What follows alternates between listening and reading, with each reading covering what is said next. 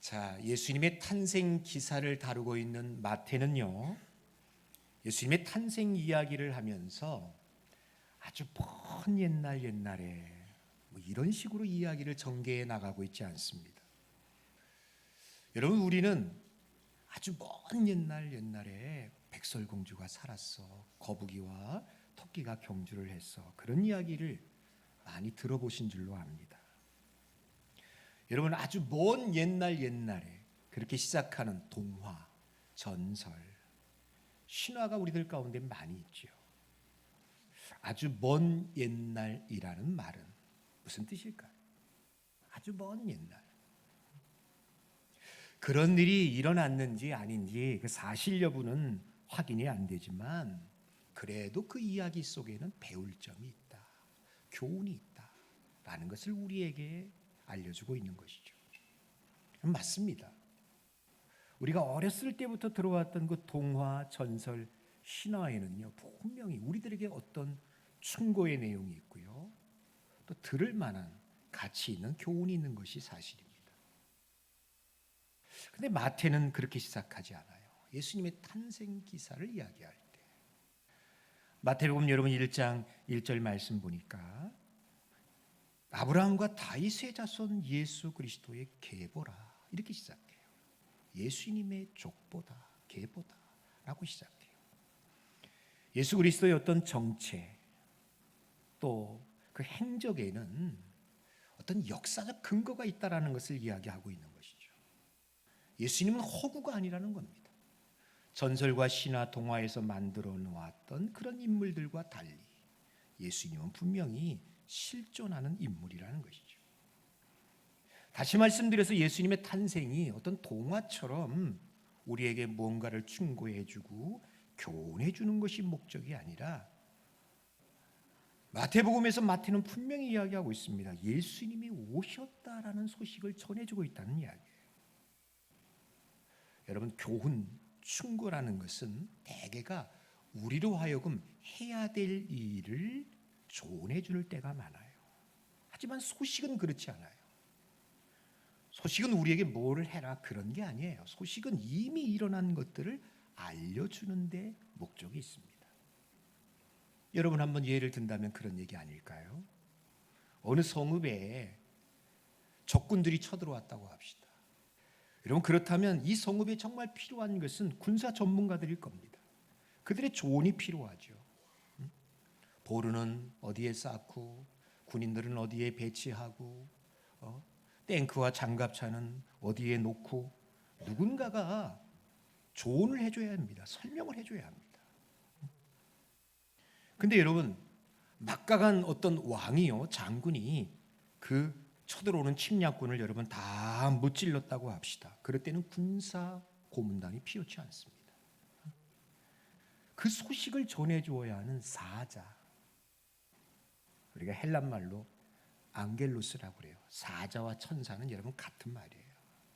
우리가 이겼습니다, 우리가 승리했습니다, 여러분 그것을 전해줘야 하는 사자가 필요합니다. 천사가 필요합니다. 큰 기쁨의 좋은 소식을 너희에게 전하노라. 여러분, 누가복음 2장 10절에 나오는 말씀이잖아요. 큰 기쁨의 좋은 소식을 너희에게 전하노라. 예수님의 탄생은 바로 그런 것이라는 얘기예요. 그래서 여러분, 크리스마스에 관한 성경의 모든 본문들은 그냥 역사적으로 실제로 있었던 그 사건을 우리에게 전해주는 거예요. 이게 제일 큰 목적이고 이유라는 겁니다. 여러분, 기독교가 지키고 있는 이 크리스마스 뭡니까? 우리 일생일대의 가장 큰 기쁨의 소식이라는 겁니다. 자, 그럴 때 여러분, 마태가 오늘 그 큰 기쁜 소식을 전해줌에 있어서 제일 먼저 언급하고 있는 것이 뭐냐면 예수님의 족보예요. 예수님의 족보. 그냥 예수님이 이렇게 오셨어, 베들레헴 마구간에서 태어나셨어, 그 이야기를 이제 하겠죠. 근데 그 이야기를 하기 전에 오늘 마태는 예수님의 족보를 기록하고 있습니다. 여러분, 그 이유가 무엇일까요? 첫 번째는 그겁니다. 예수님의 족보는 역사성을 이야기해 주고 있는 거예요. 제가 좀 전에도 말씀드렸다시피 예수님의 탄생은 동화도 신화도 전설도 아니라는 얘기예요. 예수님의 탄생은 역사적 사실이다. 이게 족보가 주고 있는 가장 간단하면서도 중요한 의의라고 생각되어집니다. 두 번째는 그겁니다. 예수님의 족보는 누구에게나 예수님의 가족이 될 수 있음을 말해주고 있습니다. 여러분 마태복음 1장은요. 우리가 읽었던 이 전반부 부분은 맞습니다. 족보입니다. 그런데 족보이기도 하지만 이것은 이력서이기도 합니다. 이력서. 여러분들 이력서 써보신 적 있죠? 당시에 여러분 이력서는 그 가문과 혈통을 소개하는 것이 일반적이었습니다. 그래서 내가 이런 가문의 사람입니다. 내가 이런 혈통의 후손입니다. 그러면서 내가 이런 사람입니다라는 것을 그 족보, 이력서를 통해서 사람들에게 말해주는 거죠. 그런데 여러분 흥미롭게도 지금도 그런 경우가 종종 있습니다만 당시에 이 족보, 이력서를 보면요. 여기에 약간 뭐라 그럴까요? 경력 중에 불리한 것은 좀 빼버리는 경향이 있었습니다. 우리들도 여러분 누군가에게 자기를 이야기할 때 어떤 것을 써내려갈 때 이게 좀 흠이 된다, 별로 좋지 않다라는 것은 여러분 빼버리는 경우가 있잖아요. 여러분 알려진 바로는 예수님이 태어날 때에 그 유대를 다스리고 있었던 헤롯 대왕이라고 그래요. 헤롯이라는 이름이 몇 명 나오기 때문에 그 첫 번째 왕 헤롯 대왕이라고 그래요. 여러분 이 사람 역시도 자신의 공식 족보에서 많은 이름을 삭제했습니다. 왜요? 내가 그런 별로 좋지 않은 사람들과 그 관계되어 있다라는 것을 알리고 싶지 않기 때문에 그랬어요. 그러니까 족보, 그 이력서는요, 내가 이렇게 수준 높은 명문가의 사람이다. 그것을 통해서 사람들에게 환심을 사고 싶은 것이 그 의미가 담겨져 있습니다. 근데 여러분 마태는요, 예수님께 정반대를 기록하고 있어요. 이 족보를 여러분 보고 있느라면 굉장히 충격적이라고 할 만치 고대 여타 족보와는 너무나도 다른 그런 기록이 나타나 있어요. 특별히 여러분 여기 보면 5명의 여자들이 나와요. 뭐 족보의 여자들의 이름이 우리 여기 여자분들 오해하지 마세요. 이게 고대 사회였으니까 그 족보에 여자들의 이름이 들어갔다는 것 자체가 이게 별로 이게 탐탁치 않은 일인데 그마저도 그 여자들을 보면 인종적으로나 도덕적으로 완전히 아웃사이더에 속한 사람들이라는 것이죠. 다시 말씀드려서 정상적인 여자들이 아니에요. 너무 흠이 많은 여자들이에요. 여러분 한번 볼까요? 3절과 5절에 보게 되면 다말과 라합이 나와요. 이들은 다 가나안 사람이었어요. 또 5절에 보면 루시라는 여자가 나와요. 모함 여자였습니다. 인종적으로 신분적으로 이 유대 이스라엘 사람들이 들어오지 못하는 아웃사이더입니다. 구약 시대에 여러분 이스라엘 사람들은 이런 이방인들은 성막이나 성전에 가까이 하는 것도 허락하지 않았어요. 그런데 이런 그 이방인들이 오늘 예수님 족보에 버젓이 올라갔어요. 이 여인들에 대해서 여러분 좀 더 깊이 생각해 보면 깜짝 놀래요. 어떻게 이런 여자들이 예수님 족보에 예수님의 조상이 될 수 있지? 여러분 놀라실 거예요. 그 1장 3절에 보면 여러분 여기 다말이라는 여인 나와요. 다말은 유다에게서 누구와 누구를 낳고 그렇게 나오잖아요. 유다는 다말에게서 베레스와 세라를 낳았다라고 얘기해요. 여러분 이 다말과 유다의 관계가 창세기 보면 아시죠? 유다가 시아버지고요. 다말이 며느리예요. 근데 이 다말이라는 여자가 시아버지인 아버지를 유다를 속여가지고요 동침하고서 낳은 아들이 베레스와 세라예요. 여러분 이런 해기망측한 일이 세상에 어디 있어요? 이게 말이나 되는 얘기예요. 이건 여러분 세상 사람들도 이건 정말 용납할 수 없는 이야기예요. 성경에 이런 근친상간을 얼마나 여러분 죄악시합니까? 그런데 이 다말이라는 여인이 예수님 족보에 올라갔어요. 여러분 5절에 나오는 라합 보십시오. 물론 그 정탐꾼을 숨겨준 여인입니다. 근데 이 여인은 여리고성에서 여러분 매춘부였어요. 또 여러분 우리아의 아내가 나와요. 우리아의 아내 6절에 보면은 여러분 우리아의 아내에게서 다윗이 우리아의 아내에게서 솔로몬을 낳았다라고 이야기를 해요. 우리아의 아내 그 이름이 나와 있지 않지만 여러분 그 여인이 우리는 밧세바라는 것을 너무나 잘 알고 있습니다. 여러분 우리아의 아내 밧세바. 먼저 우리아를 한번 봅시다. 여러분 우리아가 누군지 아세요? 우리아는요 다윗의 친구이고 다윗의 정말로 충성스러운 충신이었습니다. 다윗을 그 사울이 막 죽이려고 할 때 다윗은 오랜 세월 동안 떠돌이 광야에서 헤매는 생활을 해야 됐습니다. 근데 많은 무리들이 그런 다윗을 추종하며 다윗과 함께 생사고락을 함께한 사람들이 있는데 그 무리 가운데 한 사람이 우리아예요. 사무엘하 23장 39절에 보면 그 다윗의 용사들의 이름이 쭉 하니 기록되어져 있는데 그 가운데 하나가 우리아가 나와요. 얼마나 충성스러운 사람인지 몰라요. 그런데 여러분 보세요. 다윗이 왕위에 딱 오른 다음에 그 우리아를 죽이고서 우리아의 아내인 밧세바를 빼앗습니다. 여러분 가만히 보면은 지금 마태가 기록하고 있는 그 의도가 이 밧세바의 어떤 부정함을 지금 드러내기보다는 오히려 이 다윗의 악행, 이 다윗의 치부를 드러내기 위한 것이라는 것을 우리는 잘 알고 있는 것 같습니다. 여러분 다윗이 어떤 사람입니까? 그는 여자도 아니고 남자였어요. 그는 이방인도 아니고 유대인이었고 가난한 사람도 아니고 최고의 권력을 갖고 있는 왕이었습니다. 그랬던 그가 자기 충성스러운 부하 우리아를 죽이고 그의 아내를 빼앗았다.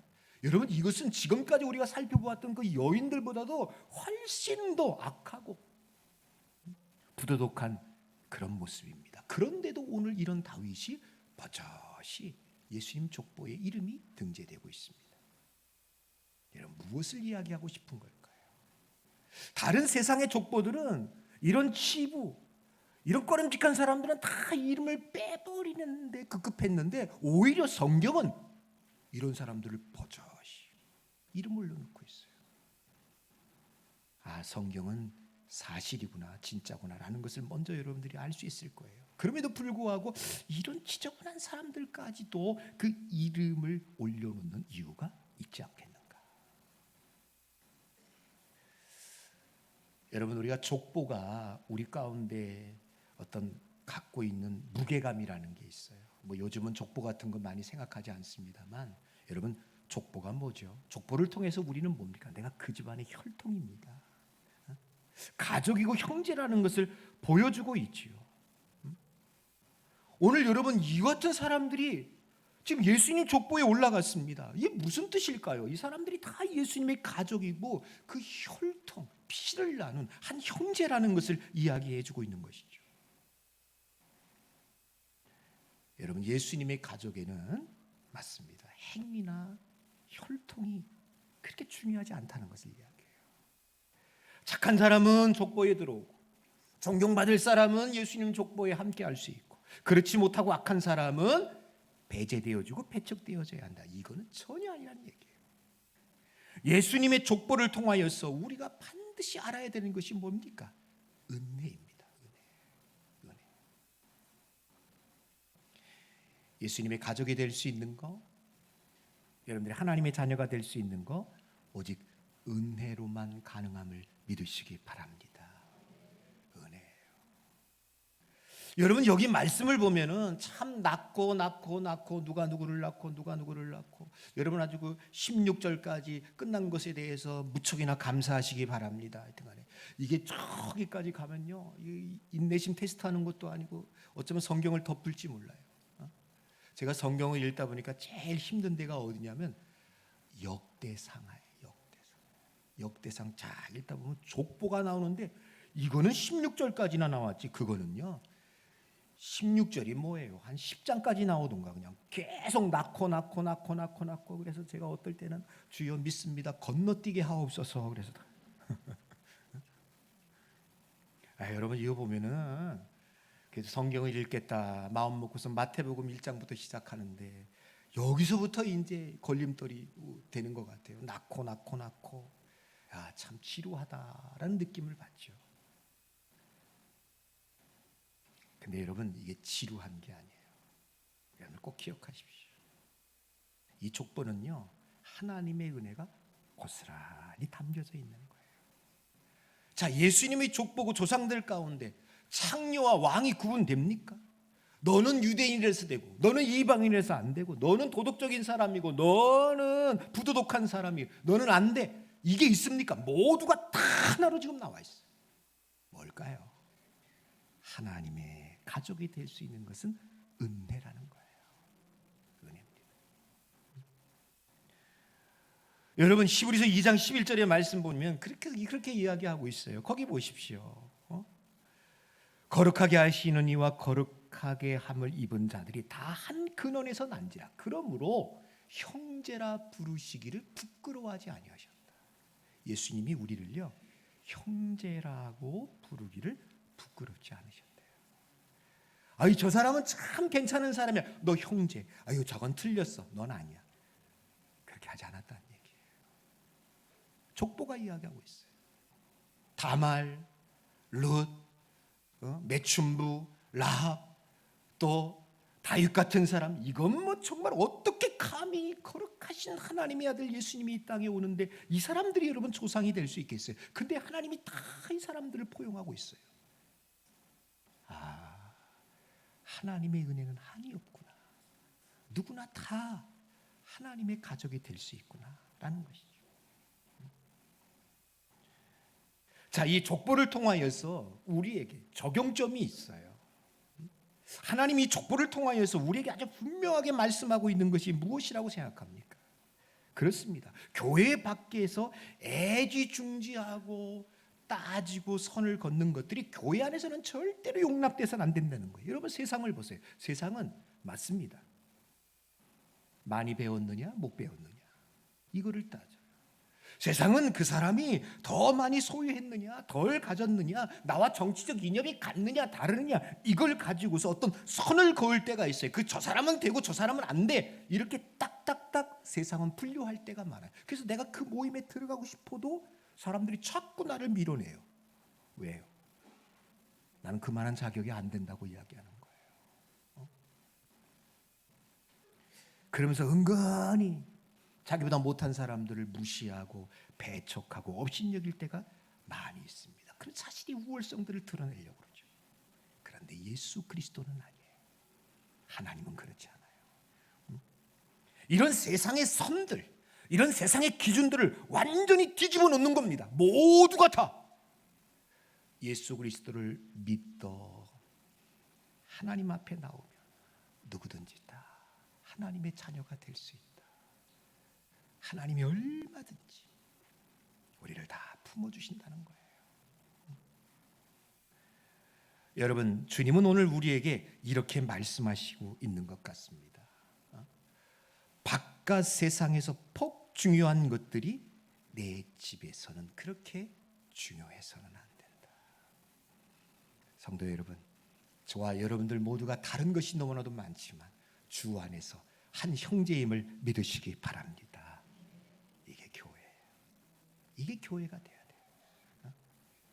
우리 자꾸 이렇게 어떤 인위적인 선을 만들어 놓고 이 사람은 밀어내고 이 사람은 받아들이고 이 사람은 나랑 스타일이 똑같아. 이 사람은 나랑 잘 맞아. 그래 나는 당신이랑 이렇게 우리 가족 패밀리야. 근데 쟤는 아니야. 교회 아닙니다. 이건 세상입니다.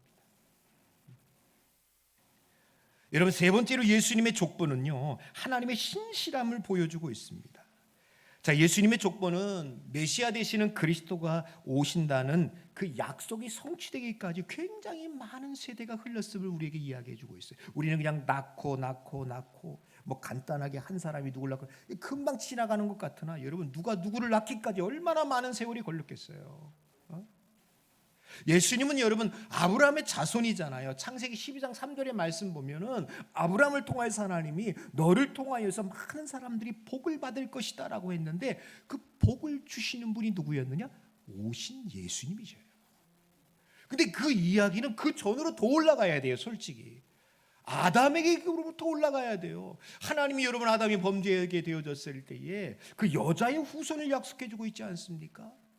사탄이 내 발꿈치를 물었으나 여자의 후손이 와서 그 사탄의 머리를 박살낼 것이라는 그 여자의 후손이 바로 예수님이라는 걸 우리는 잘 알고 있어요. 근데 그 예수님이 오시기까지 여러분 수십 세대가 흘렀어요.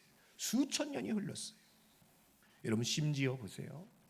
예수님이 오시기까지 그러니까 여러분 한 400년 동안에는요 선지자가 한 명도 나타나지 않은 세대가 있어요. 우리는 그 시대를 암흑 시대라고 이야기해요. 중간기라고 이야기해요. 구약 성경의 마지막 선지자는 우리는 말라기를 이야기합니다. 말라기가 죽은 다음에 예수님이 오시기까지 여러분 선지자가 한 명도 나타나지 않았어요. 많은 사람들이 애통하며 부르짖었던 것이 뭡니까? 하나님 우리를 버리신 거 아니야? 하나님 우리를 잊으신 거 아니야? 하나님이 마치 이스라엘 백성들을 잊어버린 듯 보였고 아무도 오지 않는 것에 대해서 하나님의 약속은 더 이상 지켜지지 않는 것으로 여겼을 바로 그때에 그분이 오셨어요. 예수님이 오셨어요. 여러분 하나님의 역사는 그럴 때가 있는 것 같아요. 우리가 정말로 생각하지 않았을 때에 우리가 어쩌면 이제는 소망이 없구나라고 여겨질 때에 하나님이 우리에게 오실 때가 있는 것 같아요. 이 같은 여러분 하나님의 역사를 보면서 우리가 깨달아야 할 것이 무엇일까요? 바로 이거라고 생각해요. 우리의 시간표로 하나님을 판단하지 말자. 우리의 시간표로 하나님을 판단하지 말자. 여러분 우리 한번 기억합시다. 더뎌 보일 수 있으나 하나님의 약속은 이루어질 줄로 믿습니다. 하나님의 약속을 지키시오. 여러분 사실 성경 전체가 어쩌면 저는 그런 드라마틱한 이야기들이 참 많다고 생각되어져요. 여러분 구약에 나오는 요셉을 한번 생각해 보십시오. 오랜 세월 동안 요셉에 대해서 하나님은 굉장히 침묵하시고 그의 기도를 다 무시한 것처럼 보여요. 온갖 재앙과 고난을 여러분 요셉만큼 많이 겪은 사람이 어디 있습니까? 그런데 나중에 가서 요셉이 자기를 바라보는 형들 앞에서 여러분 무엇이라고 이야기하죠? 창세기 50장 20절 말씀 보니까 당신들은 나를 해하려고 하였으나 하나님은 그것을 선으로 바꾸셨습니다라는 이야기예요. 양식이 떨어져가지고 애굽 땅에 그 형들이 양식 구하려 왔는데 웬걸 큰일 났어요. 자기네들이 팔아버린 그 요셉이 국무총리가 되어졌어요. 야 이제 우리 꼼짝없이 죽었구나. 제가 우리를 다 죽이면 어떡하지? 복수하면 어떡하지? 발발발 그 앞에서 떨고 있을 때 요셉이 뭐라 그럽니까? 형님들 걱정하지 마세요. 나를 이곳으로 보내신 분은 형님들이 아닙니다. 하나님이 나를 보내셨습니다. 당신들이 나를 해하려 하였지만 하나님은 그 악을 선으로 바꾸셨습니다. 이게 여러분 요셉이 깨달은 거예요. 여러분 하나님은요 하나님의 시간에 하나님의 방법으로 역사하실 줄로 믿습니다. 이것은 여러분 예수님의 행적 가운데에서 몇 가지 나타나는 것을 봐요. 회당장 야이로의 딸이 죽어갑니다. 회당장이 와가지고 우리 딸 좀 살려주세요. 어서 갑시다. 예수님이 그 야이로를 쫓아갑니다. 쫓아가는 중에 누군가가 예수님의 옷자락을 붙잡는 거예요. 12년 동안 혈류병 걸렸던 그 여인. 지금 여러분 야이로는요 발을 동동 구릅니다. 아이가 죽어가기 전에 빨리 가야 되는데 이렇게 지금 지체할 시간이 없어요. 근데 그 여자가 지금 예수님 붙잡고 있어요. 내게서 능력이 나갔다. 누구냐? 여자가 나타납니다. 여차저차해서 그렇게 했습니다. 딸아 내 믿음이 너를 구했다. 평안히 가라. 그래가지고 이 여자를 고친 다음에 가고 있는데 야이로 집에서 사람이 오는 겁니다. 끝났습니다. 딸이 죽었습니다. 더 이상 선생님 괴롭히지 마십시오. 여러분 사람들은 그렇게 생각해요. 이제는 우리가 정해놓은 시간 가운데의 끝이라고 생각할 때가 있어요. 이제는 소용이 없다. 이제는 무슨 소용이 있겠느냐. 그때 어떤 타이밍을 놓쳤기 때문에 이제는 소용이 없다라고 생각해요. 그런데 예수님이 그 야이로에게 여러분 뭐라고 말씀하시죠? 이렇게 말씀하셔요. 여러분 한번 쫓아해 보십시오. 두려워하지 말고 믿기만 하라. 시간이 늦었다고 생각하세요? 이제 소용없다고 생각하세요? 여러분 아니에요. 주님이 우리에게 원하는 것은 시간이 아니고 타이밍이 아니에요. 주님이 우리에게 기대하는 것은 믿음입니다. 믿음이에요. 믿음. 믿으면 되는구나.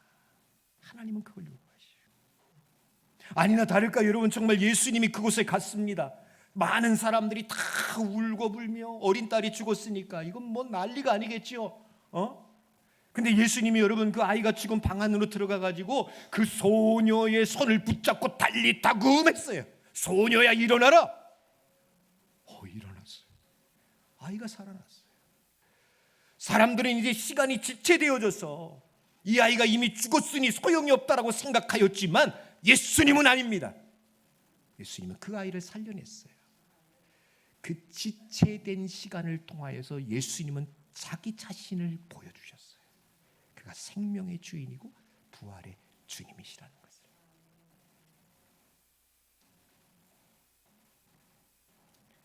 여러분, 하나님은 이런 역사를 통하여서 우리에게 말씀해 주시고 계신 것이 있는 것 같아요. 주님이 우리에게 말씀해 주시고 있어요. 뭡니까? 나를 너의 시간 기준에 꿰어 맞춘다면 결코 내 사랑도 내 능력도 느끼지 못할 것이다. 여러분, 하나님의 시간표는 따로 있어요. 하나님의 방법은 따로 있어요. 근데 우리는 우리의 기준과 시간을 정해놓고 거기에 하나님을 맞추려고 그래요. 세상의 기준을 가지고 늦었어요. 이렇게 하면 안 돼요. 지금 세상이 어떤데 그렇게 하면 되겠습니까? 그게 믿음이 없는 게 아닐까요? 그게 우리의 연약한 모습 아니냐고요. 여러분, 하나님은 하나님의 시간 속에서 하나님의 방법대로 일하실 줄로 믿습니다. 오해람 때지만 그냥 또 있었던 얘기 한번 더 해봅시다. 저희 집은 그걸 경험했던 것 같아요. 뭐 오래된 이야기이기도 합니다만 우리 집사람 암에 걸려가지고 아이를 낳지 못하고, 그래서 그 이제 치료는 받았지만 우리 두뇌가 얘기해가지고 우리 아이를 하나 우리 집에 데리고 왔었잖아요. 그 이야기를 여러분들이 다 알고 계시지 않습니까? 아이 데리고 와가지고 얼마나 좋아요 그래가지고 교인들 다 이렇게 해가지고 이제 돌잔치 15일 남겨놨는데 이 부모가 찾았잖아요. 와가지고 그 부모가 아이를 찾기 위해서 부평역에서 전단지까지 뿌렸어요. 그 우리를 입양했던 그 기관에서 뭐라고 얘기했냐면 인천에 있는 아무개 목사님이 데려갔으니 걱정하지 말아라 그랬어요. 그러니까 그 부모가 옳았구나. 목사님이 데려갔으니 반드시 돌려줄 것이다. 그런 믿음이 있었나 봐요. 그래가지고 나중에 알아보니까 부평역에다 그냥 전단지를 다 뿌려가지고요. 누군가 이제 보면은 알려줄 것 같아서 그렇게 했겠죠. 여러분, 결국 그 입양기관에서 이제 왔어요. 와가지고 돌잔치 한 10일 남겨놨나 이제 와가지고 여차저차해서 목사님 지금 부모가 이렇게 찾고 있습니다. 그런데 목사님 걱정하지 마십시오. 우리가 뭐 재판을 하든 소송을 걸든 우리가 이깁니다. 그러는 거예요. 제가 그랬죠. 이 답답한 사람들아, 지금 부모가 찾는데 이걸 내가 지금 소송을 해야 되겠냐고. 제가 그 말을 딱 듣는 순간 이건 돌려줘야 되겠다. 그래서 제가 이제 만났어요. 저 부평에서 만났어요. 만나가지고 그 두 부모가 눈물을 뚝뚝 흘리면서 제 앞에 무슨 할 말이 있겠어요. 제가 그랬죠. 아무것도 바라지 않는다. 원치 않는다. 이것만은 지켜달라. 이 아이가 우리 집에 와서 세례까지 받았다. 그러니까 꼭 예수 잘 믿는 아이로 만들어 놓고 너희 가정도 예수를 믿어야 한다. 이 약속을 지키겠느냐? 지키겠다고 그러더라고요. 그래서 제가 그 아이를 품에 안고 자꾸 눈물 나려고 그러는데 큰일 났네요. 정말로 축복해주며 기도해주고 그 부모의 품에 전해주었어요. 그럼 제가 그랬어요. 이제 이 아이는 내 조카다. 이 아이는 내가 이 아이의 큰아빠다. 그래서 돌려줬어요. 근데 여러분, 지금도 1년에 한두 번 그 집을 만나요. 우리가 지금 원주에 살고 있어요. 한 주에 한두 번씩 만나요. 그 집 교회 잘 다녀요. 그 위에도 하나님이 그 가정을 축복해 주셔가지고 그 동생 둘을 또 줬어요. 그러니까 우리 딸아이랑 그 아이랑 1년 차이 나거든요. 그러니까 자기들끼리 막 SNS 하면서 언니 동생 하면서 얼마나 잘 지내는지 몰라요. 근데 여러분 놀라운 것은 뭐예요? 그때 우리 집사람 그 뱃속에 우리 아이가 있었어요. 깨닫는 거예요. 느끼는 거예요. 막 이런 일이 일어나게 되어졌을 때 그 나보다 믿음이 조금 없는 우리 집사람은 도망가자고 전화번호 바꾸자고 막 그랬어요. 근데 저는 그런 거 그렇게 하면 안 될 것 같아요. 주자, 돌려보내자. 우리가 이 집을 구원하기 위해서 하나님이 하신 것 같다. 여러분 정말 그대로 되더라고요. 하나님의 시간이 있고 하나님의 방법이 있습니다. 그걸 믿으세요. 그걸 믿으세요. 아니 예수님이 저 마국간에 태어날 것이라는 걸 누가 알았겠냐고. 예수님이 처녀의 몸을 빌어서 올 걸 누가 알았냐고. 아니 예수님이 그 치욕스럽고 추잡한 십자가에 죽을 것이라는 걸 누가 알았겠냐고요. 그런데 그렇게 하셔서 우리의 죄를 용서하시고 우리를 하나님의 자녀로 거듭나게 하셨어요. 하나님의 방법과 하나님의 생각은 우리 것과는 달라요. 여러분 그러니까 우리가 해야 되는 일은 뭡니까? 그 하나님을 믿고 가면 되는 거예요. 앞길이 뭔가 확실하게 보여주고 확신이 있기 때문에 여러분 그 길을 가는 게 아닙니다. 내 눈앞에 아무 증거도 없습니다. 아무것도 보이지 않습니다. 그러나 우리가 믿을 수 있는 것은 딱 하나예요. 하나님의 신실하심이에요. 하나님은 약속을 지키십니다. 기도하다가 낙심하지 마세요. 힘들어도 사명 포기하지 마세요. 하나님이 우리를 인도하여 주시고 우리의 갈 길 가운데 함께해 주실 줄로 믿습니다. 여러분 어쩌면 우리들 가운데에 이런 생각으로 갖고 있는 계신 분들이 있을까 봐 걱정이 됩니다. 하나님은 아마도 내게 약속을 지키겠지만 나는 약속을 지키지 못해. 나는 이미 늦었어. 나는 이미 끝났어. 나에겐 소망도 없고 나에겐 힘도 없고 나에겐 가능성이 없어. 스스로에 대해서 자포자기하는 분들이 계십니까? 나는 이제 끝났다고. 근데 여러분 예수님 족보에 나오는 야곱을 보세요. 여러분 족보는 그냥 족보가 아니에요. 이 사람들을 우리가 한 사람 한 사람 묵상할 때 엄청난 하나님의 메시지가 담겨져 있어요. 여러분 야곱을 보세요. 여러분 야곱이 얼마나 못된 사람입니까? 근데 그 야곱에게서 유다가 났고 유다의 후손 가운데 예수님이 태어났다라는 거 여러분들 잘 알고 계시죠? 야곱은 사기꾼이에요. 아버지도 속이고 형도 속이고 그 집안이 야곱 때문에 아주 풍지박살 났어요. 근데 그런 야곱이 도망간 다음에 레아를 얻었고 레아를 통하여서 그 속에서 누가 나왔어요? 그 속에서 여러분 유다가 나왔고 유다에게서 예수님이 태어나셨어요. 야곱은 분명 잘못을 했습니다. 잘못하다 보니까 그 잘못한 것까지도 하나님은 그냥 지나가시는 분은 아니시랍니다. 우리가 죄를 지었을 때, 우리가 실수하셨을 때 기억하세요. 하나님은 그 대가를 물으실 때가 있어요. 그것에 대해서 책임을 물으시더라고요. 그러니까 야곱 보세요. 정말 사기꾼 인생으로 살아오니까 개고생을 하더라고. 그가 나중에 여러분 창세기 끝부분 정도에 그 바로 앞에 섰을 때 뭐라고 이야기하죠? 제가 험악한 세월을 살았습니다. 맞습니다. 야곱은 우리가 하는 말은 아니지만 자업자득이에요. 그렇게 속이고 그렇게 욕망 속에 살아가다가 그렇게 되어졌어요. 근데 그 다음이 중요해요. 하나님은 그런 야곱을 버리지 않다는 얘기예요. 하나님은요 우리의 죄와 허물보다 더 크신 분인 줄로 믿습니다. 우리의 추악함, 우리의 미련함, 그 죄악까지도 하나님은 다 포용하시고 결국 그렇게 추한 사람들이지만 그래도 하나님은 우리를 쓰시더라는 이야기예요.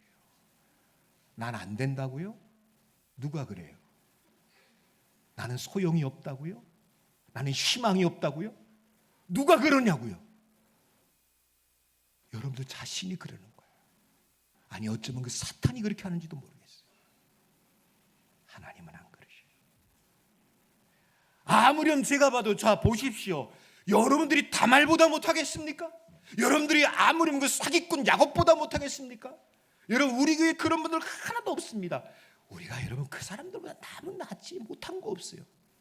그런 우리를 하나님이 도대체 여러분들은 뭐길래 자기 스스로에 대해서 왜 안 된다, 나는 희망이 없다, 나는 끝이다라고 왜 스스로가 판단하고 왜 스스로가 결론을 내리십니까? 하나님은 절대로 우리의 손을 놓지 않으세요. 우리를 붙들고 하나님이 원하시는 꼬린 지점까지 우리와 함께해 주실 줄로 믿습니다. 여러분 로마서 8장 36, 39절의 말씀을 기억합니다. 자, 우리가 도살장의 양처럼 되었지만 우리를 사랑하신 이로 말미암아 우리가 넉넉히 이길 수 있었습니다. 사망이나 생명이나 천사들이나 권세자들이나 현재일이나 장래일이나 능력이나 높음이나 깊음이나 그 어떤 피조물이라도 우리를 우리 주 그리스도 예수 안에 있는 하나님의 사랑에서 끊어내지 못했습니다. 믿으시면 아멘 합시다.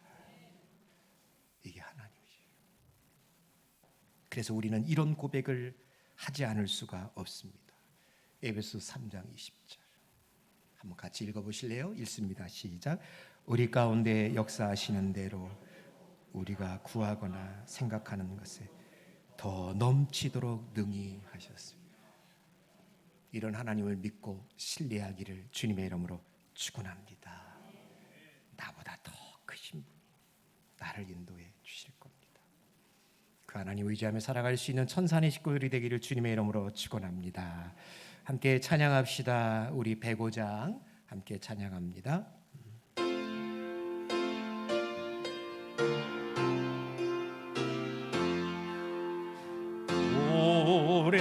오랫동안 기다리던 주님 강림하셔서 죄의 매인 백성들을 자유 얻게 하시네. 주는 우리 소망이요 힘과 위로 되시니 오래 기다리던 백성 많은 복을 받겠네. 모든 백성 구하려고 임금으로 오시니 영원토록 그리들을 친히 다스리시며 죄로 상한 우리 마음을 은혜로써 고치고 주의 빛난 보좌 앞에 이르도록 하소서. 아멘. 하나님 아버지, 나는 허물도 많고 죄도 많고 남들에게 들키지 않아서 그렇지 마음속에 있는 추잡함과 그 더러움이 얼마나 큰지요. 그래도 오늘 예수님의 족보를 통하여서 나 같은 사람도 하나님의 가족이 될 수 있음을 다시 한번 깨우쳐 주시고 은혜 베풀어 주심을 감사합니다. 주님, 은혜입니다. 나 같은 사람이 자녀 되어진 것 은혜입니다. 평생 감사하는 마음으로 빚진 자의 마음으로 살아가게 하여 주시옵시며, 지금 우리들 가운데 힘들고 어려운 분들이 있다면 야곱을 포기하지 않으셨던 하나님, 그렇게 부도덕한 다윗까지도 품어주셨던 하나님, 실패자인 사람들을 품어주셨던 하나님, 나 역시도 하나님이 품으시고 인도해 주실 줄로 믿습니다. 절대로 스스로 포기하지 말게 하시고, 하나님이 포기하지 않은 내 인생, 내 스스로가 내팽개치며 막 살아가지 아니하도록 성령 하나님 우리의 마음을 다잡아 주시옵소서. 하나님의 뜻 가운데 우리를 순종하며 믿음으로 살아가는 우리가 되게 하여 주시옵시고, 우리가 드린 예물 하나님 나라와 복음을 위하여서 온전하게 쓰임받게 하여 주시옵시고, 우리의 가정이 물질적으로 영적으로 어렵지 아니하도록 때를 따라 돕는 은혜를 허락하여 주시옵소서. 감사드리고 예수님의 이름으로 기도하옵나이다. 아멘.